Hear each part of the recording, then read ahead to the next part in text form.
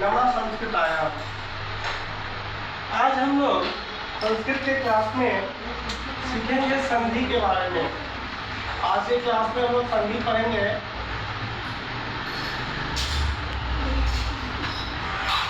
संधि संधि क्या होता है उसको समझेंगे, पहले परिभाषा को समझते हैं।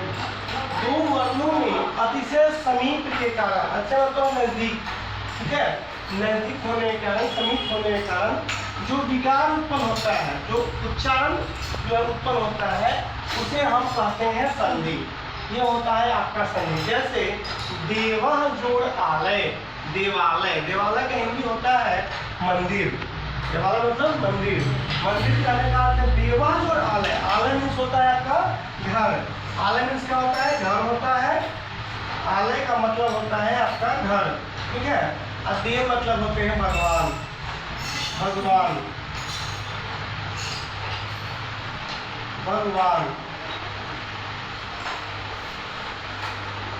यानी भगवान का घर क्या होता है? मंदिर। तो देव जोड़ आलय, देव में हम जानते हैं किसी भी व्यंजन जब उच्चारण करते हैं व्यंजनों का, तो अब क्या होता है? व्यंजन को उच्चारण करते हैं उसके लास्ट में अ आता है, स्वर आता है। देव वो बनता है वो प्लस अ से, आधा वो प्लस अ से वो बनता है। जैसे हम वो बनाएंगे तो आधा वो में जब हम अ जोड़ते हैं तब जाके पूरा वो बनता है। यानी इसमें क्या है? अ छिपा हुआ है, इसमें आपका अ छिपा हुआ है, ठीक है ना। इसमें क्या है? आ छिपा हुआ है। अ में आ जोड़ते हैं, अ में जब हम आ जोड़ेंगे तो बनेगा आ। देखिए यहाँ पे देवा, देवा हो गया, यानी वो का वा हो गया, है ना। ओ प्लस इसमें कौन कौन संधि लगा हुआ है? ओ प्लस आ लगा हुआ है। ओ प्लस आ इक्वल टू होता है आ, ठीक है। तो देव का ओ है, आले का आ है, और आ जब जुड़ता है तो बनता है आ, यानी देव जोड़ आलय इक्वल टू देवालय, ठीक है। संधि जो है संस्कृत में संधि के 3 प्रकार होते हैं। कितने प्रकार होते हैं? 3। पहला होता है स्वर संधि, दूसरा होता है व्यंजन संधि, तीसरा होता है विसर्ग संधि, ठीक है। संस्कृत में संधि के 3 प्रकार होते हैं, स्वर संधि, व्यंजन संधि और विसर्ग संधि। चलिए बात करते हैं स्वर संधि की। स्वर संधि कहते किसे हैं इसके बारे में जान लें हम लोग।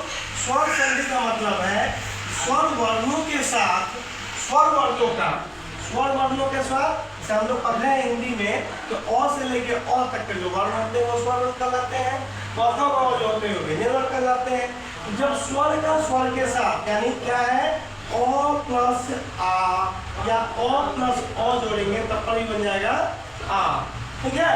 यानी स्वर का स्वर के साथ जब मेल होता है उसी संधि को हम लोग कहते हैं स्वर संधि। जैसे यहाँ देखिए रमा जोड़ ईस, रमेश, और रमा में क्या लगा हुआ है? आ लगा हुआ है।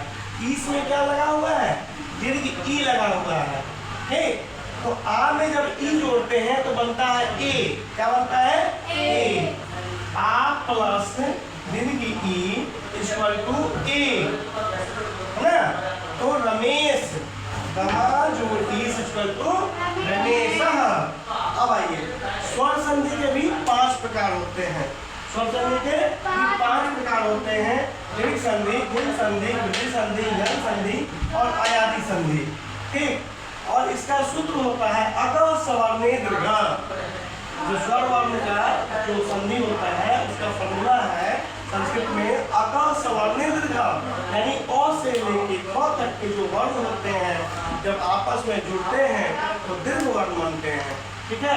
जैसे धन जोड़ आर्थी, धनार्थी, विद्या जोड़ आर्थी, विद्यार्थी, है ना। और इसी तरह के और से वीडियो देखने के लिए आप संपर्क करें और मेरे चैनल को सब्सक्राइब एंड लाइक जरूर करें, ठीक है। Thank you.